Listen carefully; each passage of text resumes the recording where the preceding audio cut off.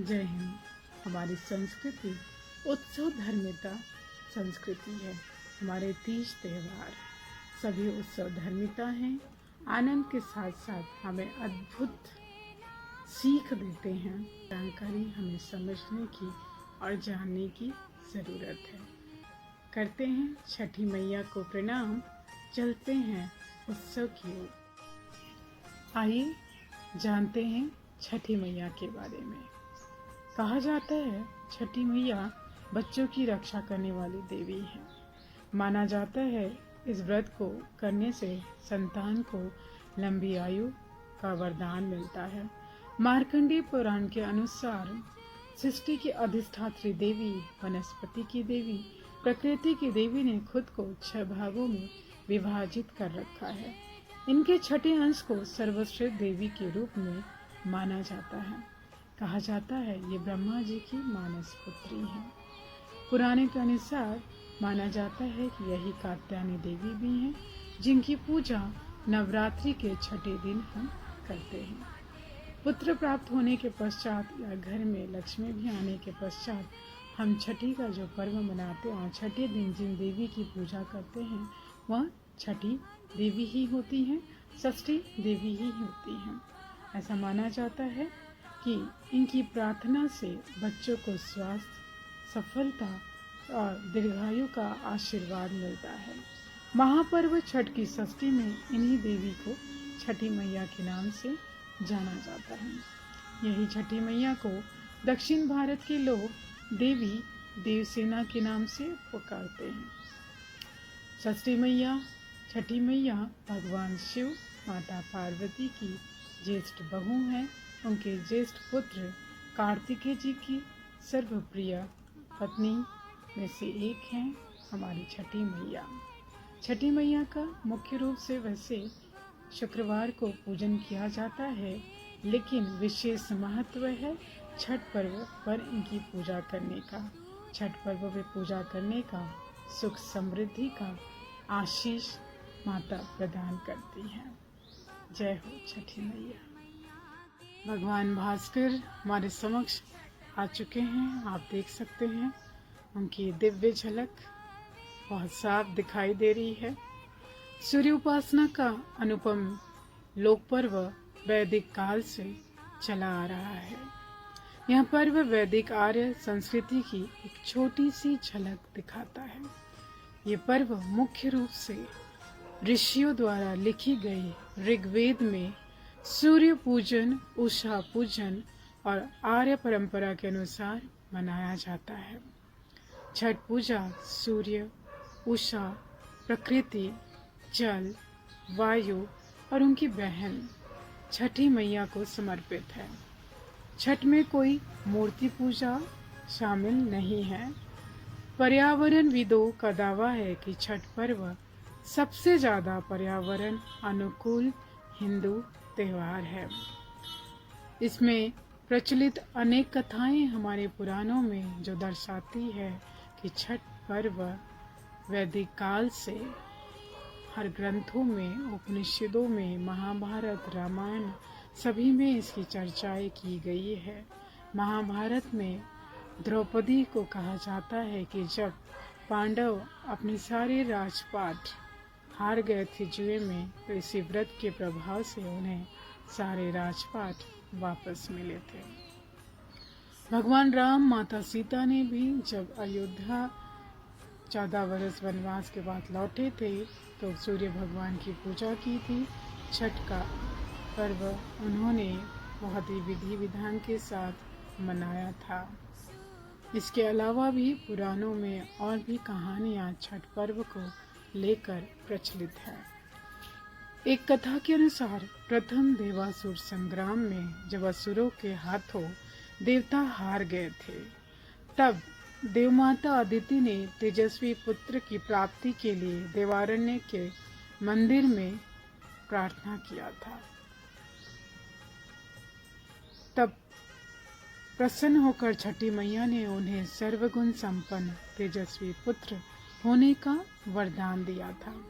इसके बाद आदित्य के पुत्र हुए त्रिदेव रूप आदित्य भगवान। जिन्होंने असुरों पर देवताओं को विजय दिलाई। छठ पर्व को यदि वैज्ञानिक दृष्टिकोण से देखा जाए तो कहा जाता है कि षष्ठी तिथि वाले दिन सृष्टि पर एक विशेष खगोलीय परिवर्तन होता है। इस दिन जो है अल्ट्रावायलेट रेज, जो पराबैंगनी किरणें होती हैं, वो पृथ्वी की सतह पर सामान्य रूप से अधिक एकत्रित हो जाती हैं। और यदि हम छठ पर्व का पालन करते हैं, प्रत्युषा और उषा अर्घ देते हैं, तो जो सूर्य की किरणें हम पर पड़ती हैं, वो किरणें जो है इन कीटाणुओं को जो है मार देते हैं, तथा इन हानिकारक कीटाणुओं से सभी जीव की, विशेषकर मनुष्य की रक्षा होती है। इसका प्रभाव ज़्यादा हम पर नहीं पड़ता है।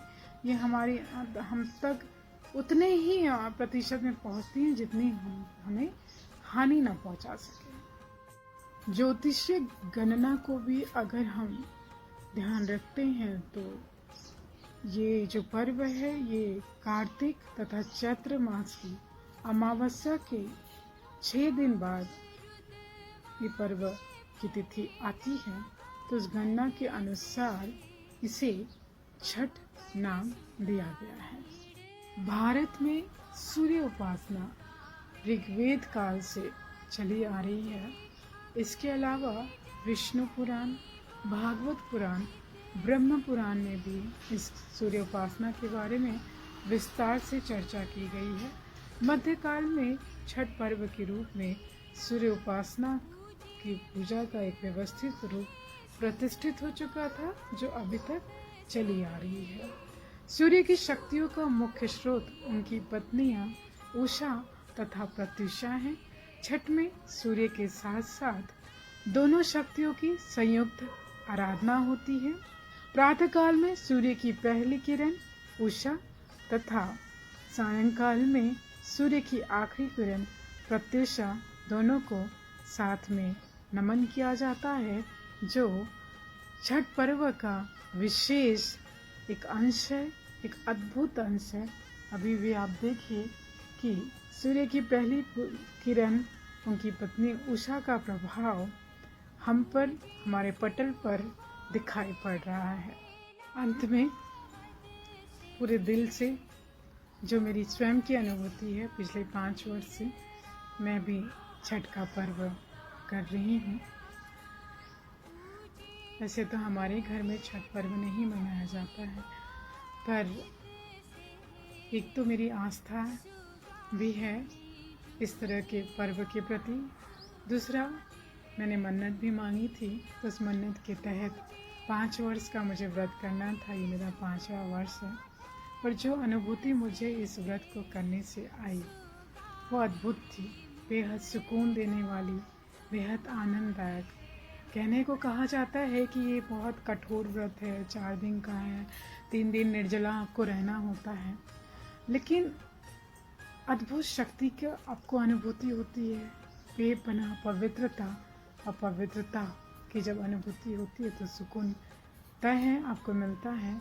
फिर बेहद इस पर्व की जो सबसे अद्भुत चीज़ है वो है सादगी। पूर्ण रूप से ये हमें सिखाती है प्रकृति को धन्यवाद करना, प्रकृति का आभार करना।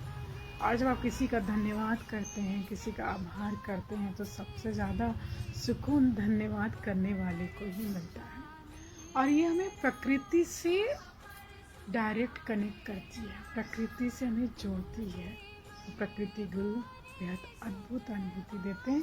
हम देखिए आजकल लोग चलन में रिजॉर्ट जाते हैं, जंगल जाते हैं रहने के लिए, उस सुकून की अनुभूति करने के लिए। तो छठ पर्व में वही सुकून है, ये आपको पंच तत्वों से जोड़ता है। इसमें जो रिवाज है पूर्ण रूप से सादगी वाला है, कोई तामझाम नहीं है, इसमें कोई खास खर्चा नहीं है आपका। और जो भी चीज़ें हैं बिल्कुल प्राकृतिक रूप से हैं। जल, नदी, तालाब, सूर्य, अग्नि, गगन, चूल्हे पे भोजन बनाया जाता है, मिट्टी के बर्तन का उपयोग किया जाता है, बाँस की टोकरी, बाँस के सूप का उपयोग किया जाता है। तो पूर्ण रूप से यही कहूँगी कि बेहद अद्भुत है। यहाँ तक कि इसके जो प्रसाद है उसमें भी बहुत सात्विकता जैसे कि आपको चीनी नहीं यूज़ करना है, उसके बदले आपको गन्ने का रस यूज़ करना है, जो कि प्राकृतिक रूप में हमें प्राप्त होता है। चावल की खीर बनानी पड़ती है और उसमें पूड़ी पराठा नहीं, आप रोटी बनाइए।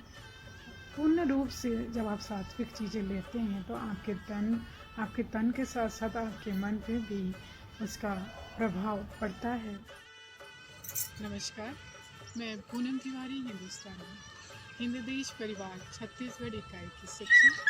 पटल पर उपस्थित सभी साहित्य प्रेमियों को, संस्कृति प्रेमियों को, छठ व्रतियों को आज के विशेष दिन की अशेष बधाई। आज सभी छठ व्रतियों के लिए विशेष दिन है। 4 दिन का ये कठिन व्रत का समापन है और हम सभी इस अद्भुत पल के लिए, सूर्य आगमन हो चुका है, उस अर्घ के लिए हम लोग घाट पर आए हुए हैं। तो सोचा इस दिव्य ज्योति को आप सबसे भी साझा करें। और यहाँ हमारे समक्ष जो है छठ व्रतियाँ बैठी हुई हैं, तो चलिए कुछ गुफ्तगू उनसे करते हैं और छठ व्रत महापर्व के बारे में थोड़ा उनसे कुछ जानते हैं। आपका नाम? सोना पासवान। सोना जी, आप छठ पर्व के बारे में कुछ बताना चाहेंगे? मैं ये छठ पर्व बहुत मानती हूँ, इनकी बहुत आस्था है। ऐसा मानते नहीं, होता ही है, अपना जो भी मांगो वो पूरा होता है। हमारे यहाँ 4 दिन का ये व्रत रहता, नहाए खाए से चालू होता है, पारण पे ख़त्म होता है। हमारा ये 3 दिन का उपवास रहता है, जो हम लोग बहुत ही श्रद्धा और विश्वास और शुद्धता के साथ करते हैं। और इनकी बहुत इनकी शक्ति है। अभी तक हमने तो जो भी मांगा सब मिला है और आगे भी ऐसे ही कृपा बने रहे। बहुत बहुत शुक्रिया और बहुत बधाई आपको इस महापर्व की। तो आपने सुना कि सोना जी ने अपने भाव हम सबसे व्यक्त किए कि 4 दिन का ये पर्व कितना अद्भुत होता है, कितनी अद्भुत अनुभूति होती है और कितनी शक्ति होती है इस व्रत में। इन्होंने स्वयं का अनुभव हमसे साझा किया।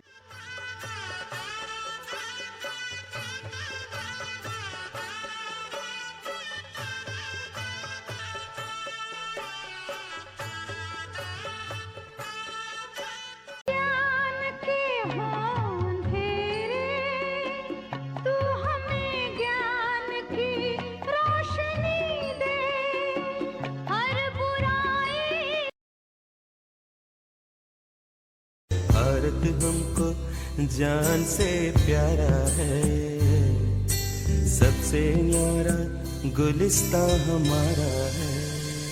सब ही तो भाई भाई प्यार से रहेंगे हम, हिंदुस्तानी नाम हमारा है।